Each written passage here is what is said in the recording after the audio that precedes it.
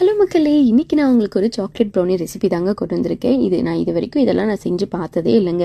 எனக்கு இதெல்லாம் வராதுங்க அப்படின்னு நினைக்கிறவங்களுக்கு கூட இந்த ரெசிபி கண்டிப்பாக வந்து ஃபெயில் ப்ரூஃப் சூப்பர் ரிசல்ட் கொடுக்குங்க. நான் ஃபஸ்ட் டைம் ட்ரை பண்ணும்போதே எனக்கு வந்து பக்காவாக அந்த ப்ரௌனி டெக்ஸ்சர் மாறாமல் அழகாக வந்துச்சு. நான் இந்த ரெசிபியை சேவ் பண்ணிக்கிட்டு நீங்களும் மறக்காமல் சேவ் பண்ணிக்கோங்க. இதுக்கு வந்து ஒரு ரெக்டாங்குலர் ட்ரே எடுத்திருக்கேன், பேக்கிங் ட்ரே. அதில் ஆயில் க்ரீஸ் பண்ணிவிட்டு பட்டர் பேப்பர் எல்லாம் போட்டு க்ரீஸ் பண்ணி எடுத்து வச்சுக்கோங்க.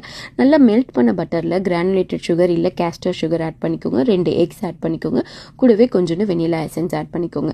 இதெல்லாம் நல்லா வந்து பீட்டரில் போட்டு நல்லா வந்து பீட் பண்ணிவிட்டு அதை எடுத்துங்க. இதுக்கப்புறம் வந்து பீட்டரை ஸ்டாப் பண்ணிவிட்டு நம்மளுடைய ட்ரை இன்க்ரீடியன்ட்ஸ், அதாவது வந்து கோகோ பவுடர், அப்புறம் மைதா இல்லை செல்ஃப் ரைசிங் ஃப்ளார், இதை வந்து நம்ம நல்லா வந்து சீவ் பண்ணி எடுத்து வச்சுருக்கேன்.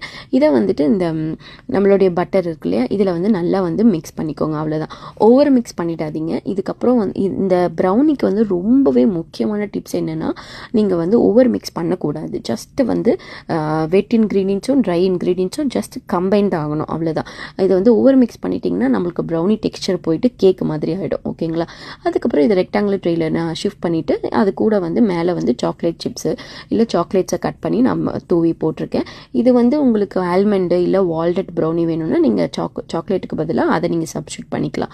அவ்வளோதான். இது அப்படியே ஓவனில் கொண்டு போய் வச்சுட்டு 180 டிகிரிக்கு நான் 35 மினிட்ஸ்லேருந்து 40 மினிட்ஸ்க்கு பேக் பண்ணி எடுத்துக்கிட்டேன். அவ்வளோதாங்க. இங்கே பாருங்கள், நம்மளோட ப்ரௌனி சூப்பராக ரெடியாகி வந்துருச்சு. மேலே பாருங்கள், அந்த டெக்ஸ்சர் சூப்பராக வந்திருக்கு.